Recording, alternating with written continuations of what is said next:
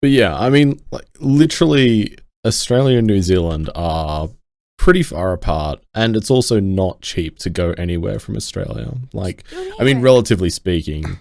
And New Zealand's been on major lockdown until the end of last You year. guys are like neighbors. Come on.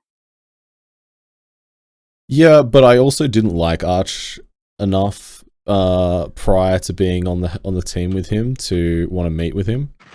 It was one of his concerns about joining.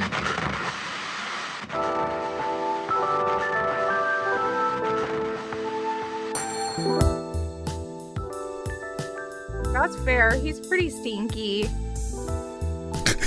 I'm not stinky. Fuck's sake. Oh, sorry, you're a dummy. My bad, my bad. What? Oh, okay. Oh, you're not stinky. You're just dumb. Yeah. So rude. So rude. But you know what's not dumb? This episode of the Halcyon Frequency Podcast. Arch, take us away. No, you're hosting this one apparently. No. Yeah, well, Yeah. if you hijack the segue into the intro of the episode, you need to do you're hosting it. No, I have a job interview in That's an the hour. rules. Yeah, no, you're the host for the first and second segment. Okay, well, welcome to the Halcyon Frequency Podcast. I don't know what to say. I'm hosting the first and second segment, apparently. I'm Suwey, and I'm joined by the dummy over there and an Australian. You know we're both Australian, right? No, you're a fake Australian. Yeah, Oh, that is wow. true. As the authentic Australian here, I am qualified to make that judgment. Are we actually There's a title episode, The Dummy and the Australian.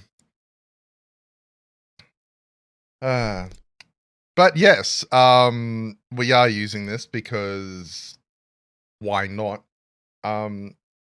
Suwey, apart from incredibly rushed, how are you? I'm right. I'm a little stressed right now because I have a job interview soon. But things are going well in life. You know, I actually have a job interview, so that's also a great thing. Life has been going good. I only have 2 videos left, and then I've done my 30 days of yoga challenge thing I've been doing, and like I've been feeling so good. Yesterday I got my blood drawn so that I can get allergy testing done, and I might be able to get allergy shots soon. Like, things are looking up in my life, man. I'm thriving. Love to hear it. And, what are you gonna do after the 30 days of yoga? Sorry, Drongo, one moment. I'm gonna be doing like more yoga and another like 30 Zumba. days. And then I have Just Dance on the Wii. I have Wii Fit. Oh, nice, Yeah. nice. I mean, I've never done yoga and I've never done dancing, but do they? Is there like a translation between the two? Is there a lot of carryover? No, none at all. Okay. The Right. Zumba and stuff is cardio, and then yoga does kind of do cardio, but it's mostly strength and balance. Mhm. And I needed a certain level of strength and balance before I could even really go into cardio because I was that out of shape. Gotcha. You know, as people who spend all day on the computer and never stand up or want to do. Don't Feeling do a that. little called out. I've landed in hospital from that before, so don't do that. Get up and stretch your leggies. And speaking of stretching leggies and being called out, how are you, Drongo?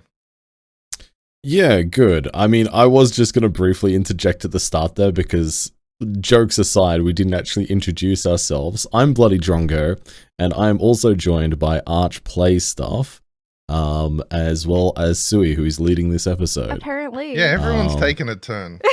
Yeah, we're all joining in. This is a mess, but I mean, we're the messiest people of Halcyon. Let's be real here. We're the most unhinged. Wow. Calling Drongo unhinged. I mean, it's not the first time. Let's be real here. Come on. I can own that. It's probably the least offensive thing I've been called. Also, if anyone listening, you know, if they can't listen and be like, oh no, it's Suwey, Arch, and Drongo before we've introduced ourselves, then they need to be listening more because, quite frankly, this is not the first time we've all been put together, and I think last time it was just as chaotic. and just as much of a mess. Because Suwey kept trying to be the host. Like, it's something You were I've been taking noticing. too long. Okay, you You're were using taking the too argument. long. And I saw a You're great using the argument segue, of having. so I went ahead and did it, so that we weren't just sitting here and waiting for you to eventually find something. I wanted things to get moving, man. I think we were halfway through a conversation when you jumped on a segue. Yeah, and it was Like- a perfect segue. What can I say? I don't remember what it was, but I sincerely doubt that just because, like, you know, I have no evidence, but I just simply reject it. A little spit took there. But to the point, I'm doing really well today. I woke yeah, up that's like right. half an hour ago, and I've had my coffee, and that's all there is to say. But I've had a good week. I've had a good month, and I'm feeling good, man. Feeling good. Yeah. How are you, no, Arch? I thought no one would ask. I was waiting for Suwey to butt in and change the ask topic again. you Just to answer the sneaky. question. Yeah. Stop talking, answer the question. No, I'm pretty good too. I've actually just come off of the ANZ grassroots slot I had, which was Yeah, man. intense, a lot of fun, a lot of like self-given pressure, I'd say. You Mhm. know, the desire to convert people, the desire to capitalize on all of it. But no, it was pretty good and pretty fun, you know. I think I managed to play some games that really capitulated what I no, that's not the right word, is it? Hang on. Yeah, that's cease to resist or an unwelcome. Yeah. That really showcased what I can do and the fun that we have on my streams. So it was pretty good. I got some new faces in, some new people come along, and yeah. I actually went through the stats earlier this week, just to show some people what the major difference was, and it's like, Mhm. oh yeah, on a normal 2-week period, I'll get, you know, 4,000 to 5,000 live views. On this one, I think I got like 400,000 live views Wow. from being on the front page and such. So there was very, very big difference in that. But sort of settling down after that, feeling a little bit like, oh, now what? Yeah. To put that into But- context as well, like 400,000 is so many to the point where I think my channel, since I started streaming 5 years ago, is only at like 800,000 live views Yeah, in it's total history. it So was it's like, the funniest thing. that's wild. It was the funniest thing because essentially, what was the thing that I wanted to cover? And I think I got the number wrong. I think it might be like 40. It might not be that giant. But just trying to remember. The thing that sort of blew me away was I was supposed to be on the front page on the Sunday, right?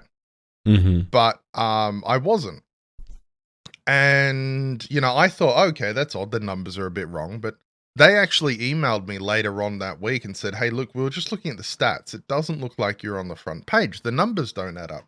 So we're going to give you another slot. And I was just given the Thursday evening, right? And I was like, oh, okay, well, I thought I was on the front page the other day. I wasn't. Now I'm on just on a random Thursday. I can kind of do whatever I want, you know. There's no pressure. And Mhm. yeah, it was absolutely huge. I think I hit like 800 viewers. Wow. Wow. And it's like, oh, okay, that's what being on the actual front page is about. Yeah, that's and huge. it was a lot of fun and just a great time, and I really did enjoy it, even if I got all the numbers wrong. Speaking of front page, I would like to quickly insert here. The Halcyon Frequency Hot Potato is coming back with a Dwarf Fortress Hot Potato, and the applications are closing very, very soon. So if you're interested in that, make sure you apply. It's posted to our Twitter. It's posted in our Discord.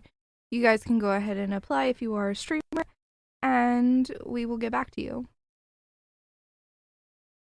Yeah, In case anybody's not familiar with what that actually means, do you want to give a brief Yeah. high-level overview of what the Hot Potato Dwarf Fortress is? Yeah, the hot potato is basically where a large group of streamers raise money for charity. We so far have been picking Doctors Without Borders. Maybe that will change someday. Maybe it won't. I don't know. Um, and we raise money. It's basically one person has a save file, and then they play it for their timing, and then they give it to the next person, and they raid that person on Twitch, right? And so it just keeps going and going and building and building. It's a relay marathon. If you know anything about like running and stuff, or you probably know what a relay marathon means, but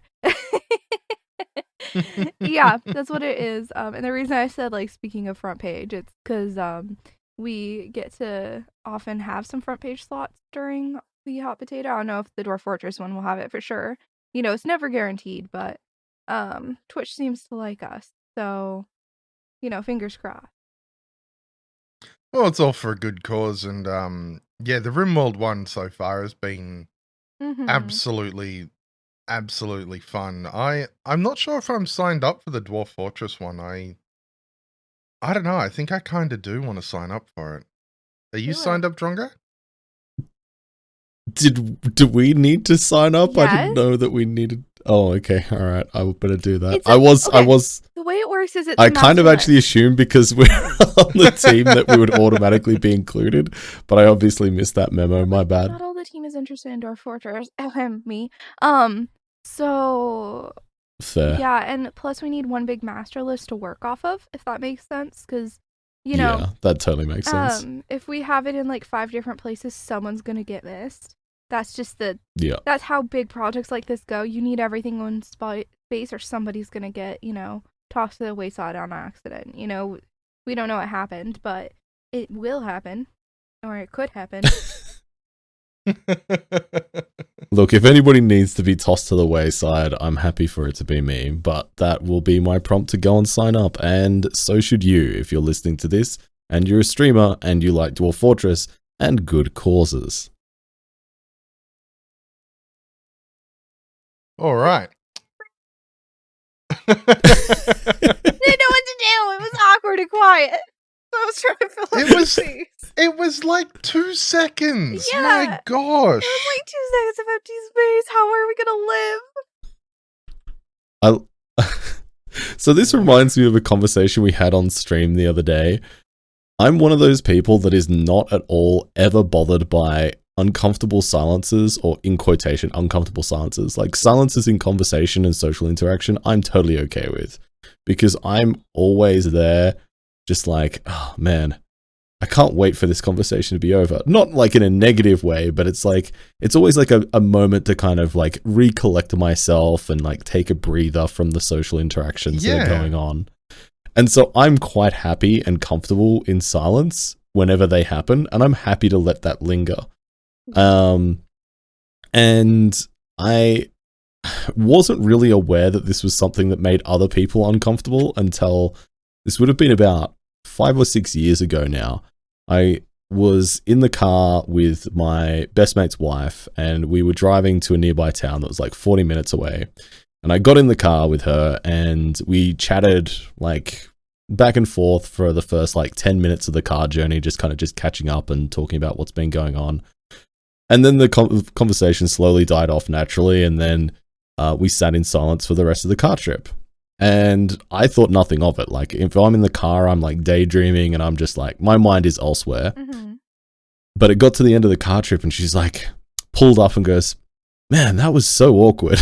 I'm like, wait, what? And apparently, like, she'd spent like the latter half of the car trip just like sat in like uncomfortable silence in like some kind of expectation that she should be filling the silence with something. And just meanwhile, your mind wasn't even in the car. Was not even in the same universe, my friend. I was off. I was off with it. So yeah, silences never bother me. It's just like, I'm totally fine with it. Well, speaking of silence, so I apologize, Suwey, for making you uncomfortable, is my point in a roundabout way. You're good. No, I didn't feel that uncomfortable. It's just like, I feel this obligation because we're recording. Keep it going in like day-to-day casual conversation. I don't care. But when we're recording, I'm like, all right, can't have a second of silence. Like, I'm that way on stream too, and it's probably not good. But anyway, we should talk about our games, right?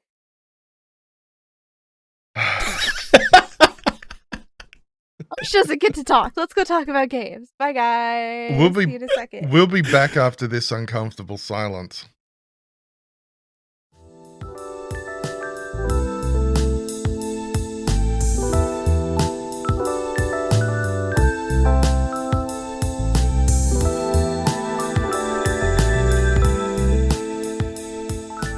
And we are back after that uncomfortable long silence that you guys totally heard. Yep. Anyway, us three, we've all been playing one game in that's the same, I've noticed.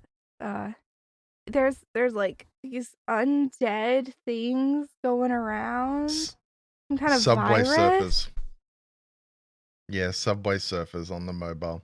Oh, okay, yeah, totally. I don't know what that is. Really? That was like my childhood a little bit. It's still out and it's full of ads now. Really? That's lame. Yep. But yes.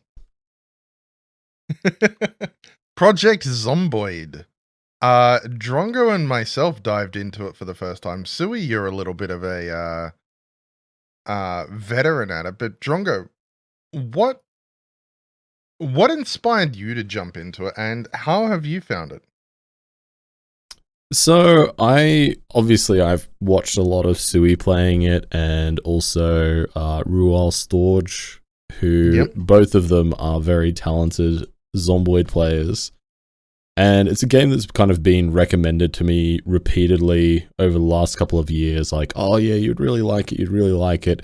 And it's been one of those games where I just like kind of dragged my heels on it because I was just like, it just seems like a lot to try and get into at the moment. So it was on my to-do list and I wasn't super keen on playing it, but I enjoyed watching it and there was definitely some interest there.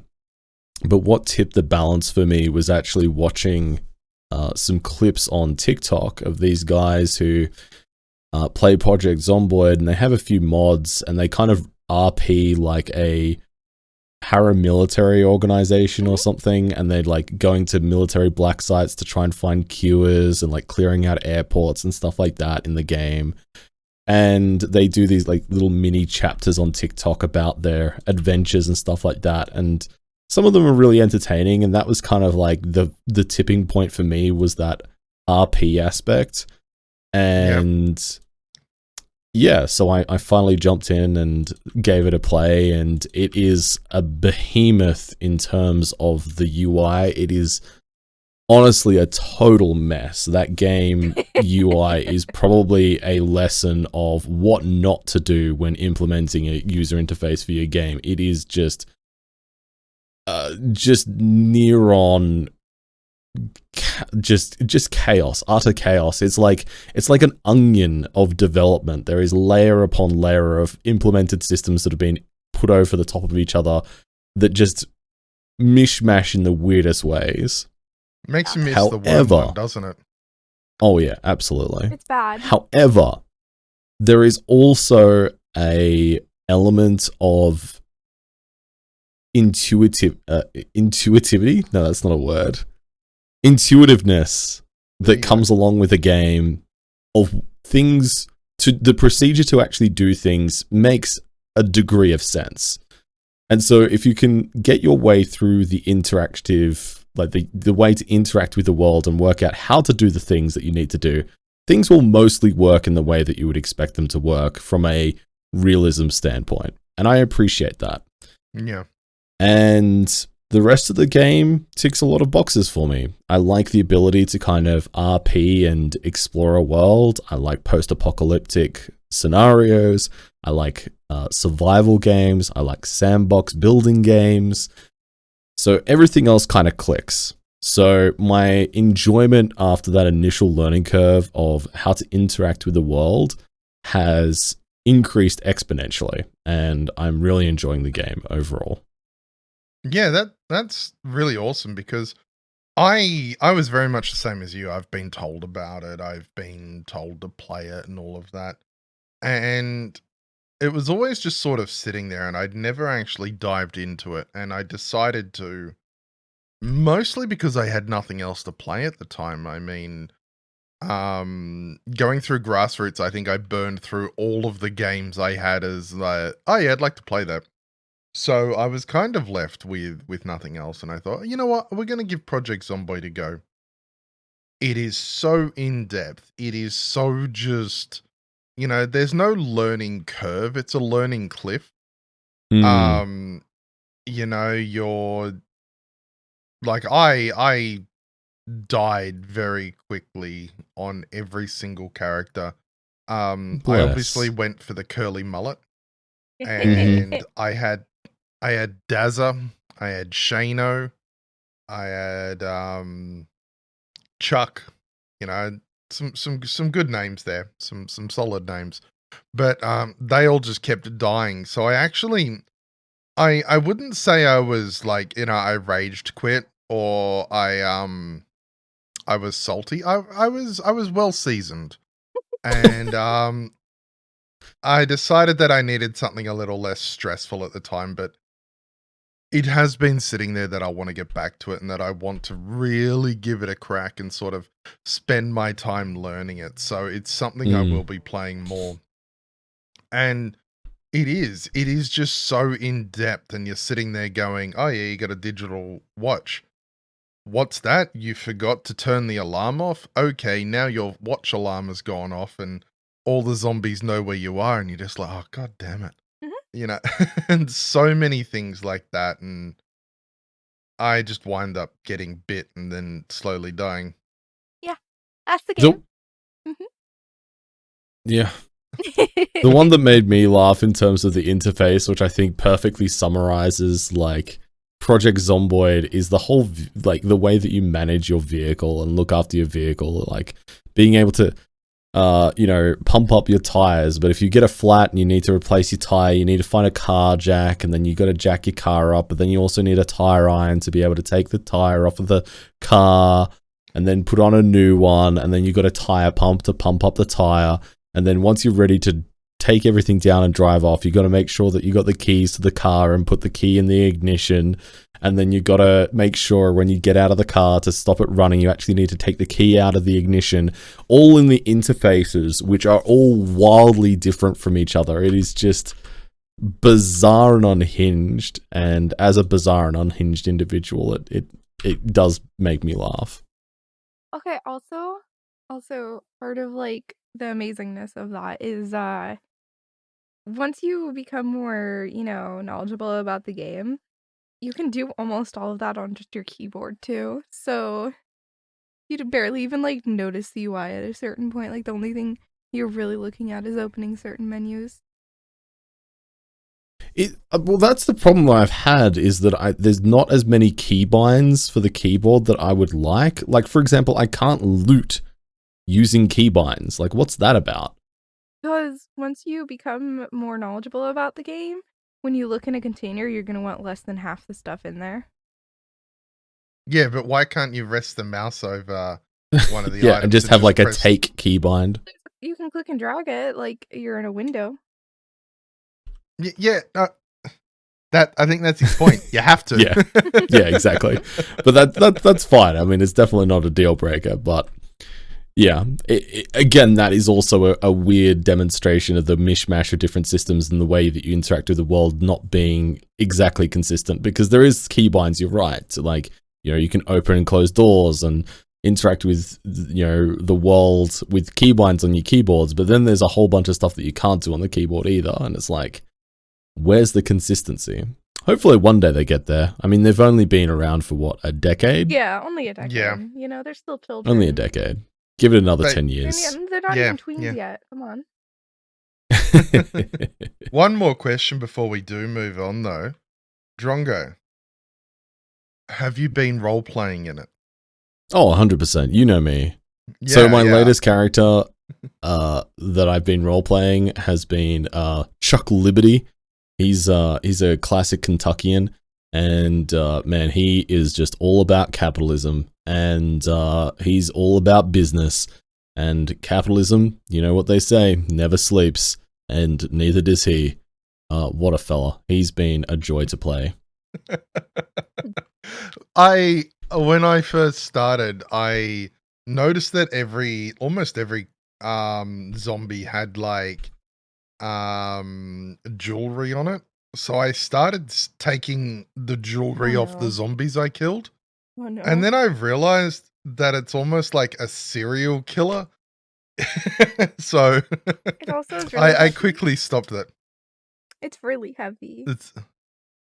Well, I wasn't so much fussed about that. It was mostly the fact that I was taking mementos from every kill that made me start to realize that my character probably really enjoyed the apocalypse a little bit too much, you know? It'd be so cool. It's a slippery slope from like taking somebody's earrings to suddenly making a necklace made out of teeth, and that is room for concern. It'd be cool if you could like melt down the metal and like make weapons with it or something though. Yeah, it would be nice if there was some kind of functionality for that. I agree. Yeah, I never did find a stick. But moving on.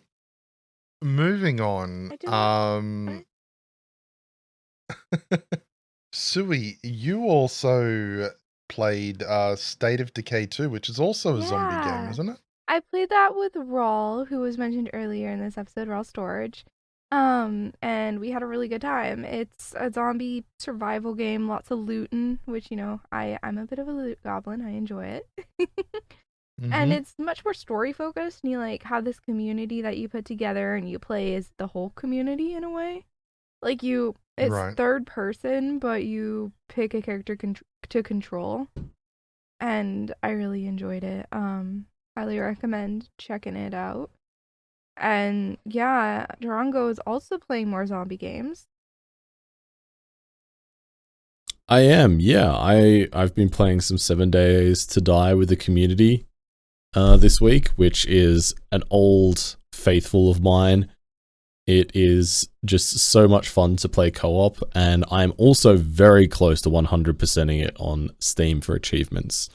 I've only got 2 left to go, and both of them are somewhat achievable and do not require any multiplayer, so I'm going to be slowly chipping away at those in my own time over the next probably month or so. I totally didn't realize it had achievements. I love the game too. Yeah, it's had achievements for a long time, but for the longest time there, a lot of them were broken. And one of them required one of the old Steam achievements before they updated it, I think in the last couple of months, used to require you get 1,000 multiplayer kills on players, which was just such a ridiculous goal that it was just like, why bother? But they have redone all of their achievements, so some of the historically broken ones, such as make your first axe, which was like 50% chance of whether it would trigger for you or not, has been fixed. And also they've changed it so that the highest tier you need is 25 multiplayer kills. And yeah, that's much but it's more great. I love that game. It's awesome. I do too. I love that it's I guess maybe not a little bit of a resurgence, but I've definitely seen more people playing it lately than I had for a while before. And sorry? Oh no, you were in the middle of a sentence. Go. And it's just a really fun game to see and a fun game to veg out and have all of the weird dumb things happening. Honestly, I just like games where you bop zombies in the head and loot stuff. It's a special place in my heart because I'm a loot goblin and I like killing zombies because they're easy to kill, if that makes sense. Because I'm not very good at shooters and stuff. So a lot of times, like, I don't like more complex enemies and I don't like PvP in that sense. But with like these games, you can completely do it PvE, and you can just you can do co-op, and you know the zombies don't move erratically for the most part. You can usually just bop them in the head. I've always loved horde breaker games. You know, when the the most difficult part of the game is not that there is really, really tough enemies, but it's more that there's an unending horde of them, you know? Mm-hmm. Um, Going back to like the early days of Dynasty Warriors 2, I always loved that the fact that the biggest challenge was usually the fact that you had to kill hundreds of people rather than necessarily, oh, you've got to fight this really tough boss. You've got to fight this really tough boss. In fact, when there is the strongest character in the game, the strongest boss in the game shows up, Lu Bu, the Yeah, objective is Lu actually Bu is a jerk, dude. I'm Yeah, not but about that life. the objective is usually to avoid him. You know, like, that's what I love about that. You can beat him, you can fight him, but he is incredibly tough, so they actually make it that you've got to avoid him rather than beat him. And I like that. But yeah, Lu Bu is a jerk. But I always love the jumping into like 50 people and then just laying waste with your gigantic sword or spear.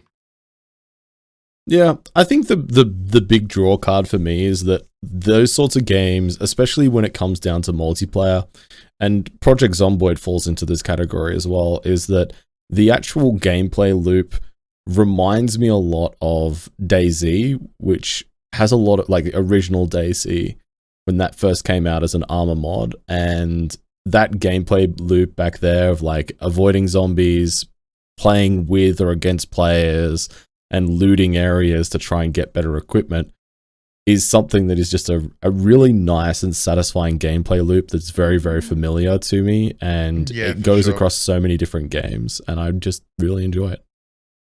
Yeah, no, for sure. I absolutely agree with you. It's I do enjoy the whole looting, upgrading, and then continuing on. Yeah, survival and, being able to craft as well. So, like, it feels like your loot actually goes towards something. Yeah. Speaking of crafting, and this is going to be one of mine. Sons of the Forest. I tried playing that. What do you think? Honestly, incredibly underwhelmed. Really? It doesn't give you a lot of story and a lot of explanation about what's going on. I actually had to, I think it was look at the Steam page to find out what was going on, because it starts basically, you know, the blurb is on the Steam page is sent to find a missing billionaire on a remote island. You're not told that. You start in a helicopter and you have a laptop that's got 3 pictures of people. That's it. And then the helicopter crashes and all of this happens, and there's no dialogue. There's no actual explanations about what has happened. It's all just, like they've tried to tell you environmentally, but they've forgotten that it really needs context, And So I have a very specific funny story about that very specific opening cutscene. Yeah. And the fact that it doesn't have any dialogue. If you don't progress through the laptop, the helicopter ride will continue indefinitely.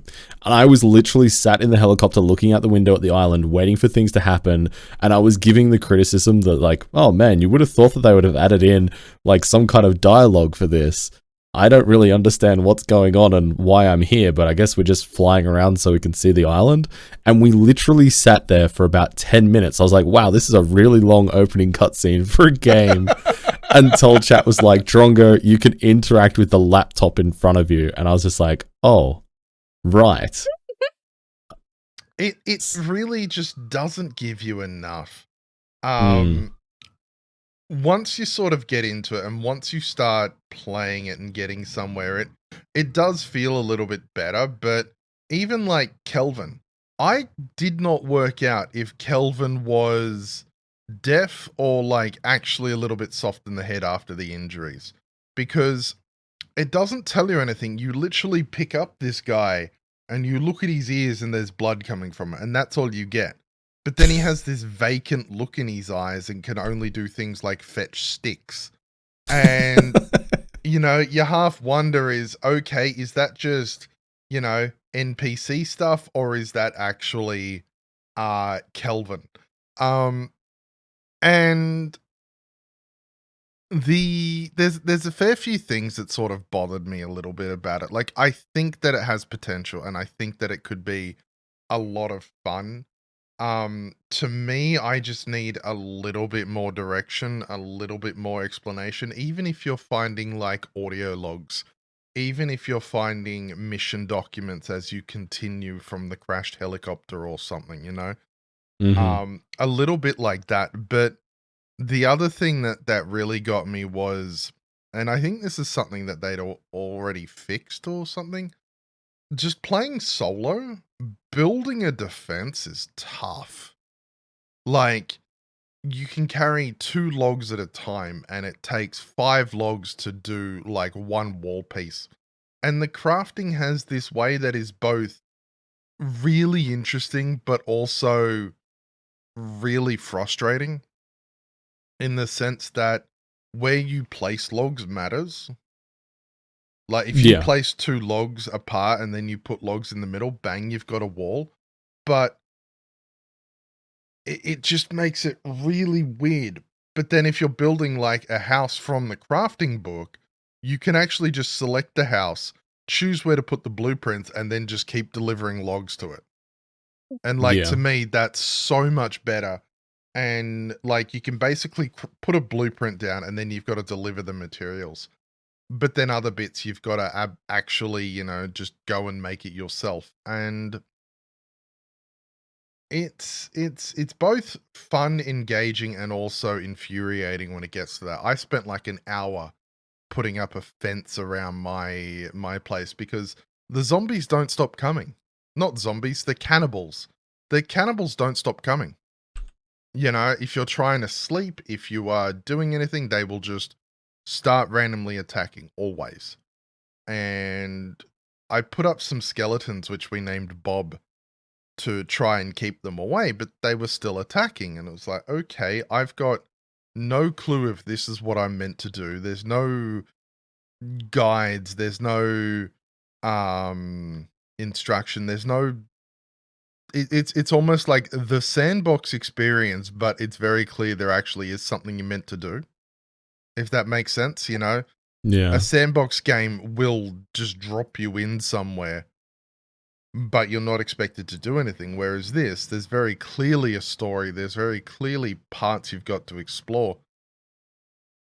And what was the other one? The 3 GPS tags. You're basically the other soldiers who are with you, or the other people. 2 of Yeah. them you can just find. One of them is buried. Yeah. And apparently, to get him, you've got to get the shovel, which requires going through several several underground mazes and caves and getting zip lines and everything in order to actually get the shovel so you can dig him up. And it doesn't tell you.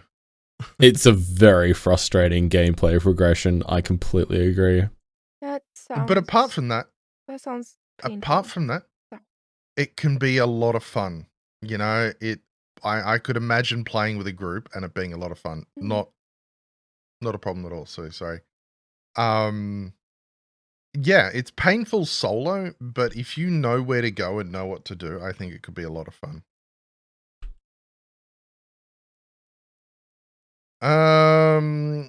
Speaking of Suwey, Yeah. do you want to tell us about Against the Storm? Yeah, I've been playing it. I think I talked about it on the last podcast. I don't know, but like, yeah, I did. But I've been really enjoying it. I've been slowly working up doing like the harder difficulties and stuff, because the way it works is you can choose whatever difficulty you want, and then you can keep going.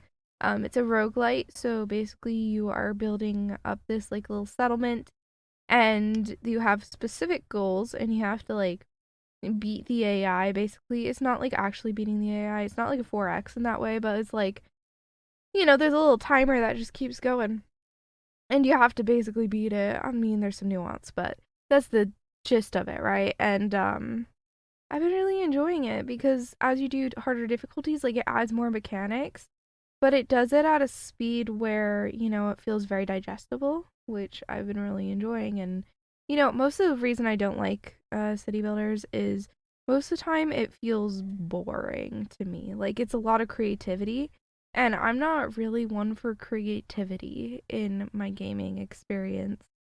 I'm the type who wants to go do fetch quests, who wants to deliver a ton of materials, who wants to go through a story. I don't really want to be creative because I only have so much creative energy and I'm already spending that streaming. Does that make sense? So, been really enjoying Against the Storm. Yeah. I don't have to spend that creative energy. I Nice. love Against the Storm. It's got the most beautiful aesthetic and vibe. It's definitely on my short list of games to play this year. Good. Yeah, no, it's just got beautiful vibes. I really love it.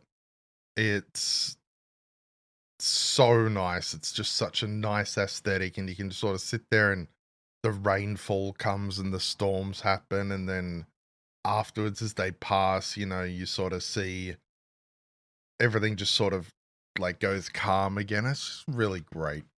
I really do like it. Drongo, on your Yes. list here, your other game, how's Rimworld been treating you? Rimworld has been treating me well. I've actually been practicing for a special event that is happening right now, all this month, and it's the Ragtag Race to Riches, where a bunch of streamers are getting together and playing the exact same scenario, exact same map, start, save, whatever you want to call it.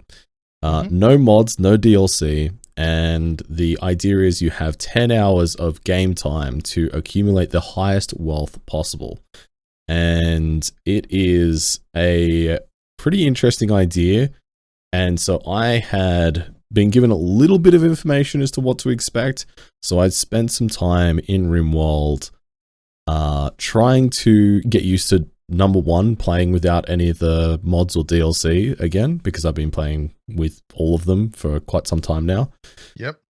And also just trying to get used to the idea of trying to accumulate as much wealth as quickly as possible, and trying to theory craft strategies by which to do that in the most efficient way possible. And I've really enjoyed that process. It's been a very satisfying way to kind of leverage my existing game knowledge in a way that is different to what I would normally be doing in the game, and just really expanding on that, and also investigating other mechanics that I hadn't really had reason to look at even more closely. And yeah, it's just been a very satisfying experience. So I'm really enjoying Rimworld at the moment. Good. Yeah, I've actually started a new run in it. Diving in with Project Rim Factory. Oh man, I saw you. I was lurking on that stream where you started it up, and I'm like, oh my god, you absolute masochist. I am so lost, but I am loving it. Like, there is so much to do, and there's so many things, and I still don't know what it all does. And I'm sort of learning and placing things, and I'm like, there's no way this colony's going to survive. And it just keeps surviving it. Like, I'm learning that, okay, you can have something that just mines random rocks, and it just dumps it in the local vicinity, right? And so I've basically put together a little thing that it will dump it in the local vicinity. In that vicinity is something that if it's a rock, it'll turn it into a brick. If it's steel slag, it'll turn it into steel. And there's just all these machines jumbled up together, and I'm like, at some point I'm going to need to learn the conveyor belt system, because I've been on a huge conveyor belt kick. I realize this now, and it wasn't until I was playing Factorio the other day on stream as well, that I was like, I just like watching items go from A to B without me having to carry them. Like, I've been playing Satisfactory, I've been playing Planet Crafter, I've been playing Factorio, and I'm just really enjoying the whole thing. So that's why I got the idea of, why don't I try doing that with Rimworld? And it's been a time. Wait until you hear about sushi trains, man. You're gonna love those. I loved that video. Are you referring to I think his name is Doshington? I've no idea who that is. No, I'm just talking about sushi trains, man. They're great. Oh right. Oh right. Okay. So a little bit of context for that one then, for my reference. Doshington, a sushi train in Factorio is everything on the same belt. Okay. And Doshington did a video, which is what got me into Factorio again. Basically put everything that you need in Factorio on the same belt. Right. Like, you know, the iron ore goes onto the same belt as the circuits, and all of these different things pull off what they need, and it's like this giant belt that he's built. And that's what made me think of that. But yes, sushi belts might actually make me overcome my dislike of sushi. Do you not like sushi? Man, No. okay. Wow, I'm gonna have to dig deeper into that one another time. Yeah, well, that'll be a very long discussion, because I firmly believe that sushi is only for people who think having sushi is trendy. Nobody actually likes it. Well, speaking of trendy, why don't we take a look at this week's news after this break?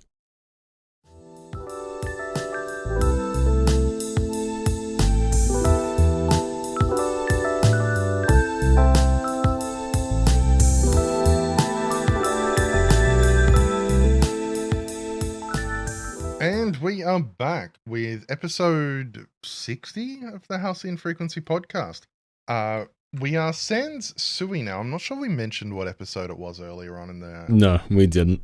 It was a little bit of a hectic start to that podcast. It's honestly, we need an adult. That's those podcasts, those episodes when it's just us three. We need an adult. But we are going to be diving into some news, and the first one of business is Starfield has been delayed. Again, apparently. I didn't even know it had been delayed to begin with.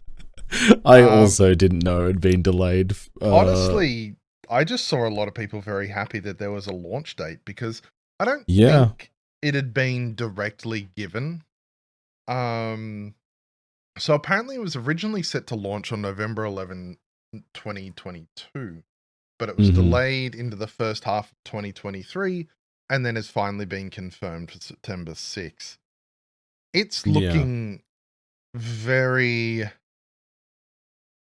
pretty, but also very Bethesda to me. Okay. Do you want to expand on what you mean by that? It's still got that same Bethesda feel. It feels like a done up Skyrim set in space, if that makes sense. Okay. Is that a bad thing though? No.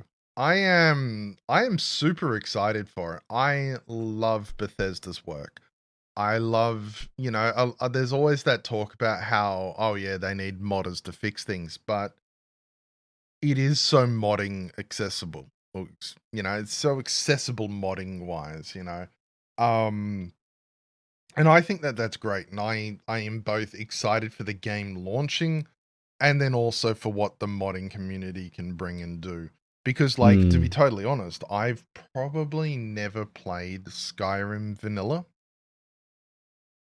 And yeah, no.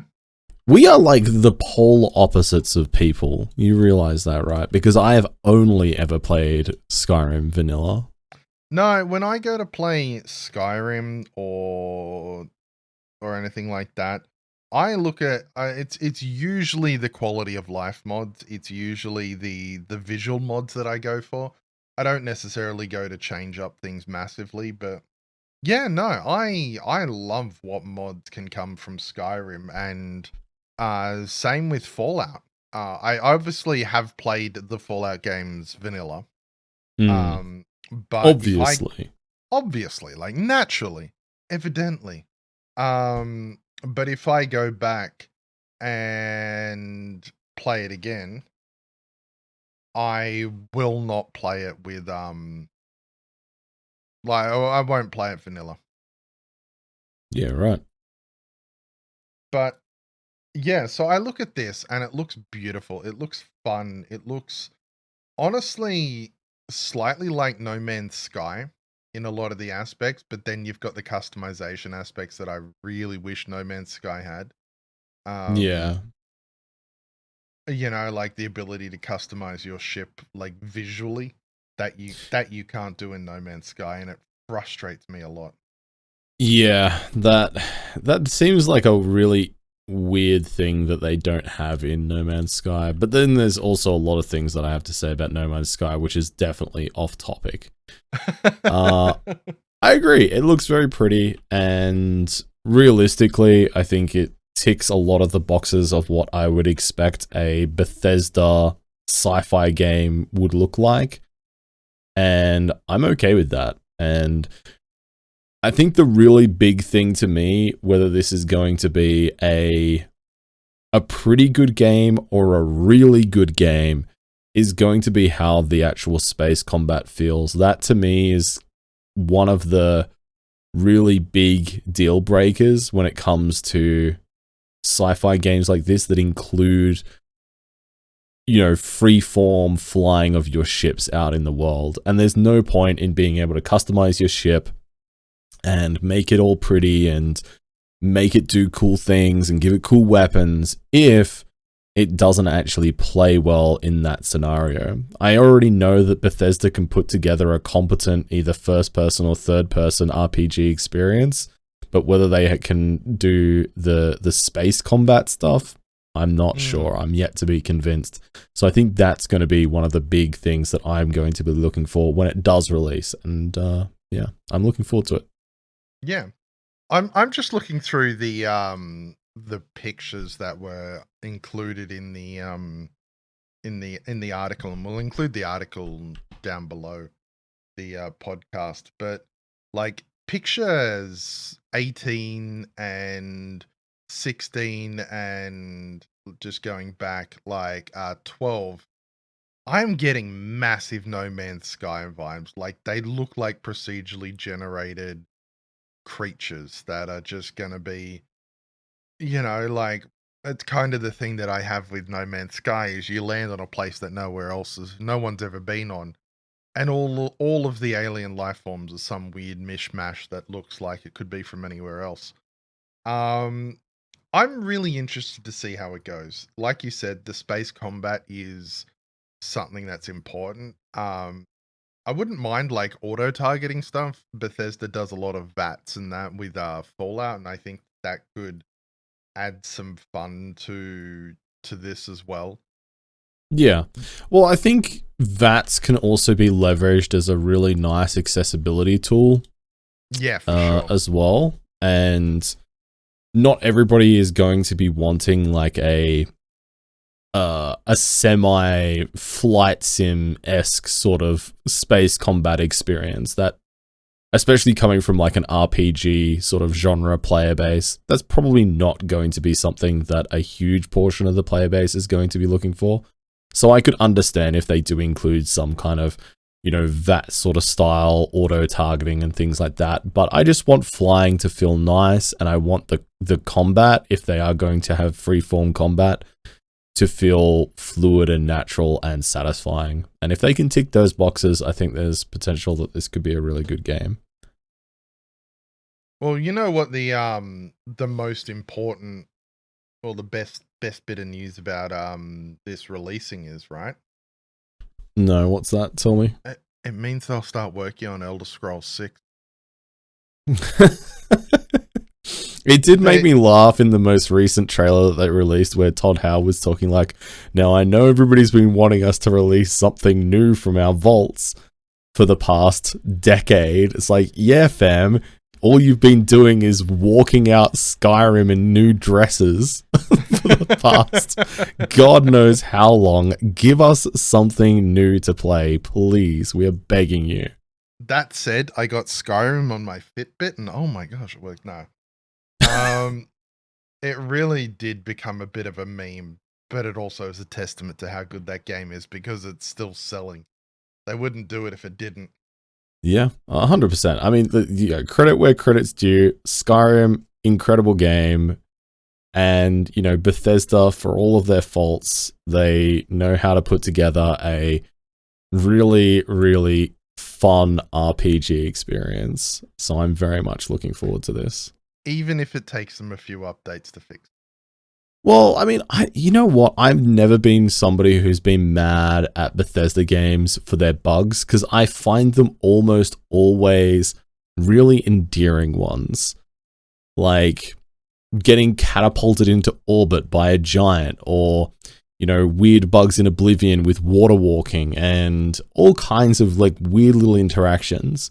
Stuff like that, I think, gives the game character and gives the people really fun, memorable moments that don't substantially detract from the gameplay experience. Yeah, I think the stuff that is actually really important for them to get right is things like honoring any kind of pre-order exclusive items that come with sales of Starfield, or making sure that their users' private information is kept private. Things like that. That's the really important stuff that Bethesda has a lot of room to improve on if we've learnt anything from Fallout 76. Which I hope we have, because that game actually got good, and I've played it on stream, and all you get is people coming in going, oh my gosh, this game sucks. And you're like, why? And they're like, at the start, they did this wrong. And I'm like, yeah. But the game's actually good. To be fair, like, the game may well be good, but I'm definitely one of those people that on principle alone is just like, I don't think I can bring myself to play Fallout 76 just because they just put me so far offside through that initial drama that I was just like, yeah, nah, forget it, fam. I'll miss this one. Yeah, no, that's fair. That's fair. Moving on, we've got another bit of news that is still unfolding as of today, because it just was announced yesterday. Discord has announced 3 experimental AI tools soon entering testing. A bot that is going to use ChatGPT called Clyde. Mm-hmm. And then a moderation bot. And what was the other one? I don't remember the other one. Maybe it is 2 moderation ones. Oh no, Midjourney. Just looking through the AI art generation bot. So that will be something that will be coming in. And Discord, why do you keep doing this? Well, okay. Why don't you start off by outlining your position and then let's talk about that, rather than just like throwing your hands up and going, Tell me more. Tell me more about how you're feeling, Arch. I'm waiting for that train to pass. Honestly, it's look, the use of ChatGPT I don't mind so much. I've been playing around with ChatGPT, even on stream, throwing in random questions. We had ferret on drugs was one of the cues to make a movie about, and then we decided to make it a children's movie, and it was fun, it was entertaining. And so there are things like that that can be fun and entertaining. The AI moderation is going to throw some questions in, but a lot of it is also in order to support a lot of this, Discord has removed certain statements in the privacy policies saying we don't store your information. Mm. And that was raised earlier by a lot of people when I think the Discord sent out a notification of the updated privacy policy probably last week. Yeah, I've got one from the 7th here. And that's coming in on the 27th of March. And it was included there, and a lot of people were like, hey, this is strange. Why is this missing? And then they've come out with this, and it's like, well, it's very clear that in order to train the AI, they're going to be storing information. And so I think there's a little bit that's going on here. And Discord is in that point where they're still, as far as I know, they're still not making a profit, right? They have been exploring with so many ways. There was the Nitro is one that's continued. There is the server boosting. There was the Discord store where you could buy and play games, but that was removed. And there's also now you can run server subscriptions similar to like Patreon and such, and charge a fee for the server and give different access based on that. So they are still trying to sell that. Now, they don't sell personal information. They explicitly say that they don't do that, but they're still collecting a large amount of information. From what I have recalled, basically the privacy policy now includes the ability to record calls, record like if you're sharing your screen, they can record that, and any messages sent.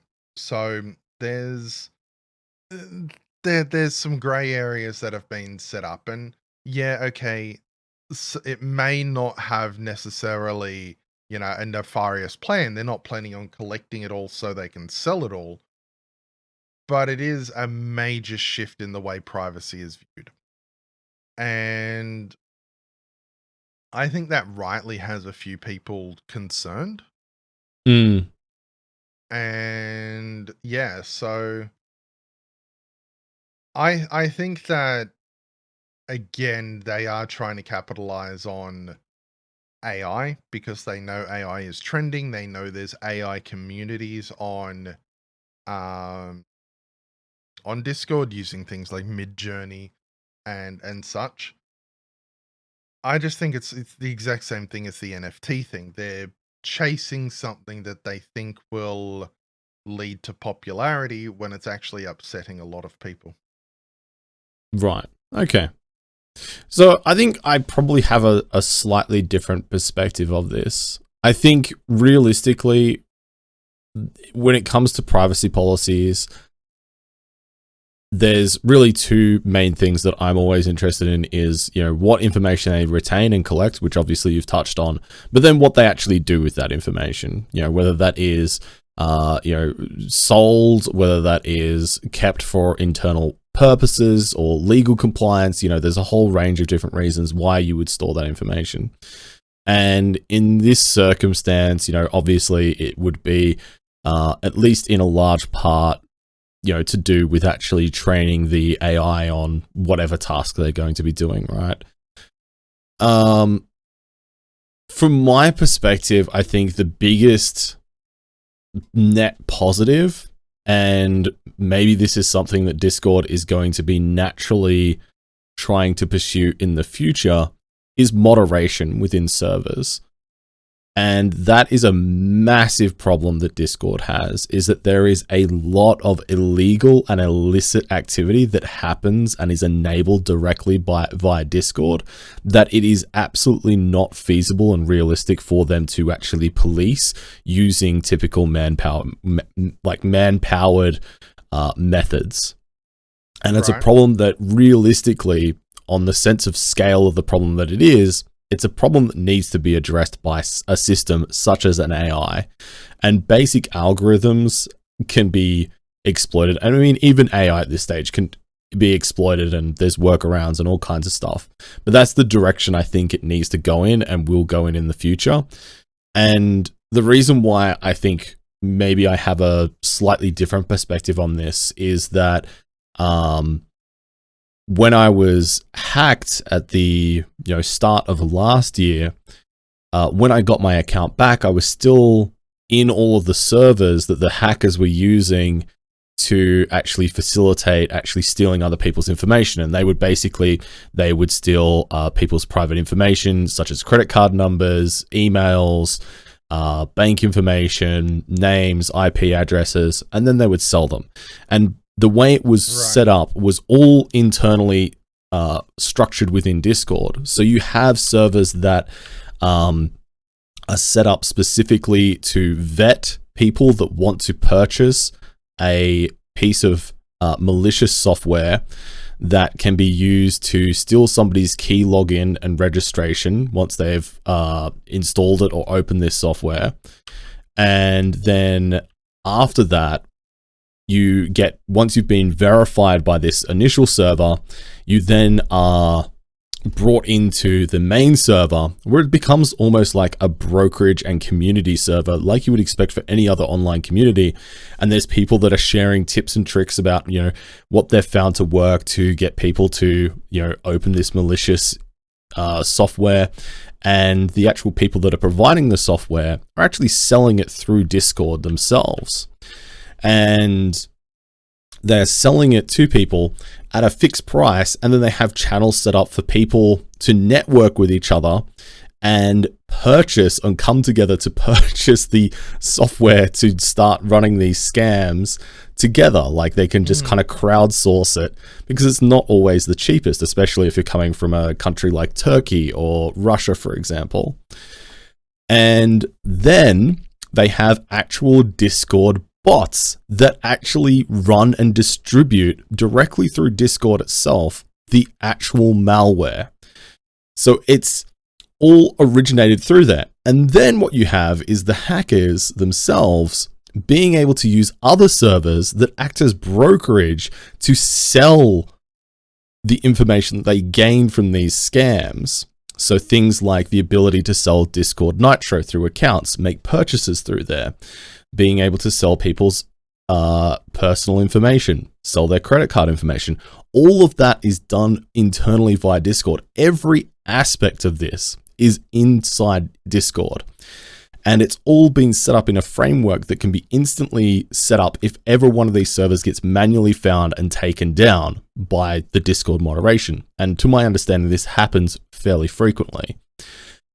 But they can, like, what might take a single person hours and hours and hours of investigation to go, okay, this needs to be taken care of. I'm going to need to do X amount of paperwork to document this. I might even need to report this to, authorities regarding, compromised personal information, blah, blah, blah, whatever it may be. Mm-hmm. That server's going to be back up, and that service is going to be back up within 10-15 minutes, because it's all in a template ready to go. They'll have bots that will set macros that'll set up all of this stuff for them. It'll be instantly there. So realistically, from my perspective, I see AI as being the only feasible way that you can properly tackle these types of internal problems in a way that is actually feasible. So I don't actually have a problem with it itself. I definitely have an issue with AI art bots. That's a whole problem that I just really do not like. And there's a whole bunch of issues that I have in terms of the ownership of the data that is being used to actually train those bots, and what that means for the ownership of any art that gets generated after that. But I think there's positive implications for AI, and I think there's negative implementations for AI, and I think Discord is probably somewhere in the middle of that at the moment. I think they're coming in with the best intentions. Whether or not it'll have the best results or the results they want remains to be seen. But you're absolutely right in the sense that the legal and illicit material is something that, as Discord becomes more of a general platform and more accessible and broader, you're going to start having more of that. And you're absolutely right there. I can fully agree with you. The AI art, I don't think anyone on the team really likes AI art, but I can say for myself that I don't. I can see pieces and go, oh, that's cool, but it lacks any warmth. I think that's a misstep, but I think using AI in moderation, I mean like actual as moderating tools, still should have a human signing off at it at the end. Do you though? I would almost argue that at a certain point, a AI is going to be more likely, an AI that has been trained accordingly and properly within parameters and isn't being manipulated in some way, is more likely to make an objectively and consistent, and that's one of the big words that I would use when we're talking about moderation, is consistent judgments in reference to material types. Do you think that it needs to be signed off by a human every time? I think there would need to be human review at some point. I think that's a fair. Of the YouTube content ID system, because realistically, that's been AI for so long, and false claims and incorrect matches happen. Is that true AI though? I don't know if it is. It's a machine learning algorithm, which at this point is pretty much what AI is. It's just a different spin and a different name. I don't know if that's a necessarily a fair comparison to make though as well, because even with that in mind, YouTube as a platform to maintain their safe harbor provision has to, from a legal standpoint, always side with the claimee. So it's not always a problem of YouTube on their side in the way it's structured. Not to say that there isn't a lot of improvements they could make, especially upon manual review or request for manual review. But they, like, from a legal standpoint, it's the laws that they need to abide by that have resulted in the system that we have there. Yeah. Which I don't think is necessarily applicable to a platform like Discord in the same way.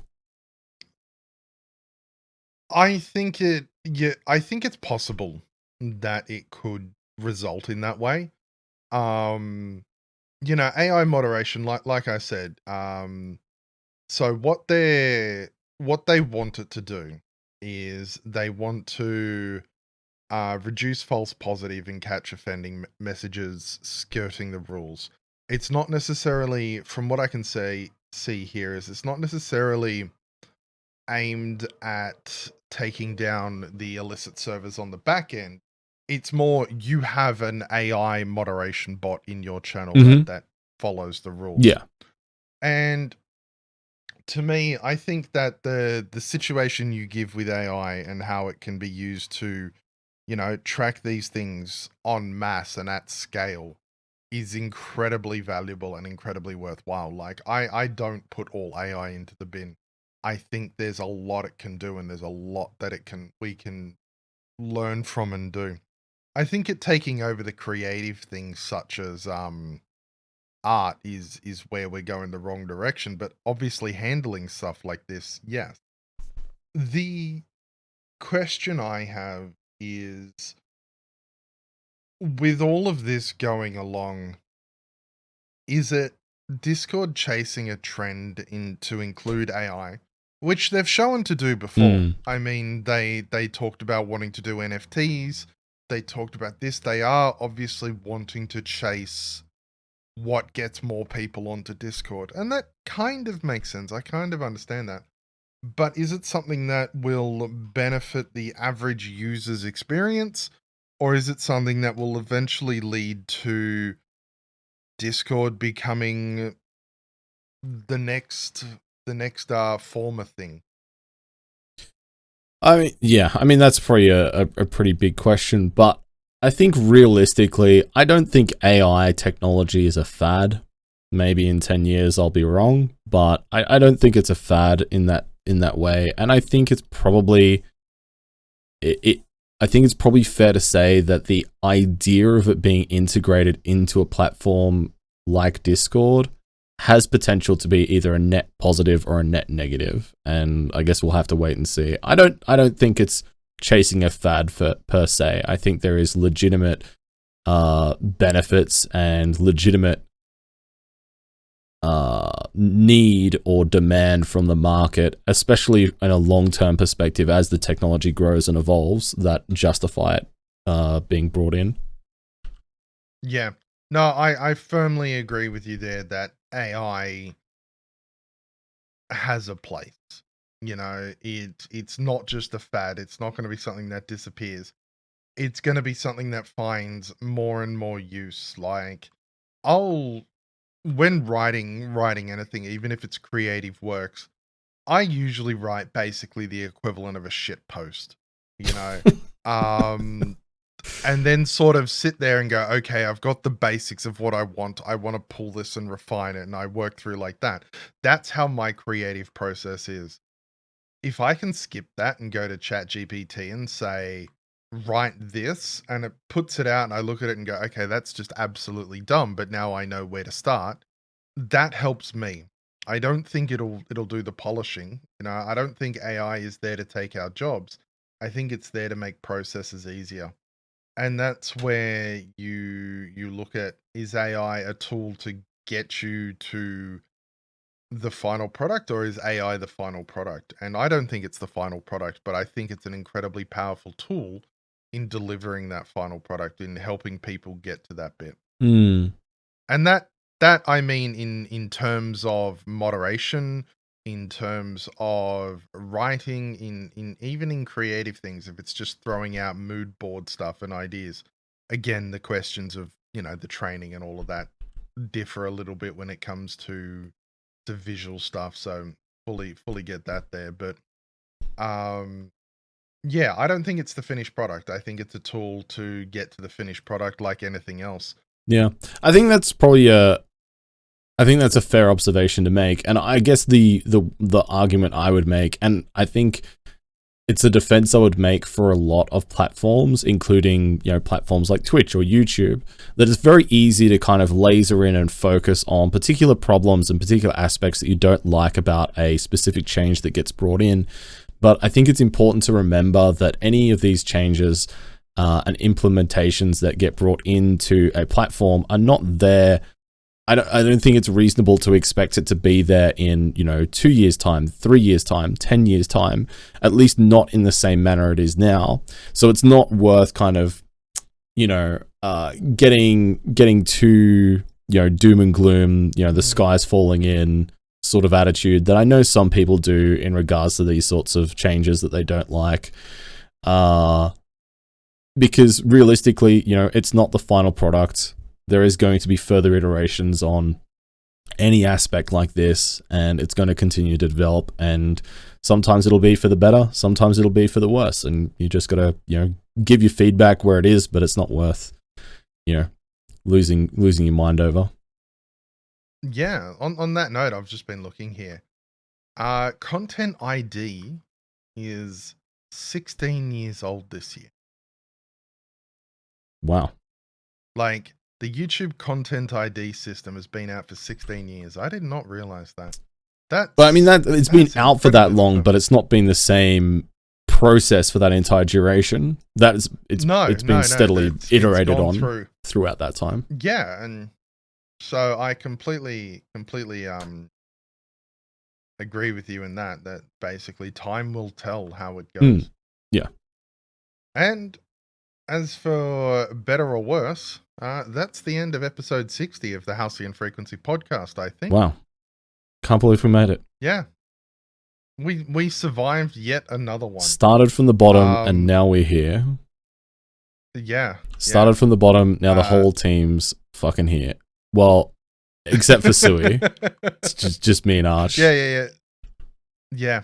That's pretty much all that's left now. Even Suwey had to go. Drongo, where can people find you? Well, if you want to find me, you can find me on Twitch as Bloody Drongo, all one word, or you can find me over on Twitter as @TheBloodyDrongo, and you can also find me on YouTube by that same handle. And I am in all good places as Arch Play Stuff, Twitter, Twitch, YouTube, you name it. I don't sign up to Reddit as Arch Play Stuff. Actually, I think I do have an Arch Play Stuff Reddit account. There you go. And I don't know, we'll throw something from Suwey in later. I'm sure she said she was going to record something, so you can find Suwey here. Yes, hello, I am Suwey. I play a large variety of games, lots of projects on Boyd, as we talked about earlier. You can find me over on Twitch as Suwey, Suwey, at Suwey for my main YouTube channel, at Suwey Streams for my second YouTube channel, and then like most social media. So if you're curious if I'm on a social media, check at Suwey Streams and you might find me. And that's it. Thank you so much for listening. We'll be back next week with another episode. Don't change that dial. This is Halcyon Frequency, signing off.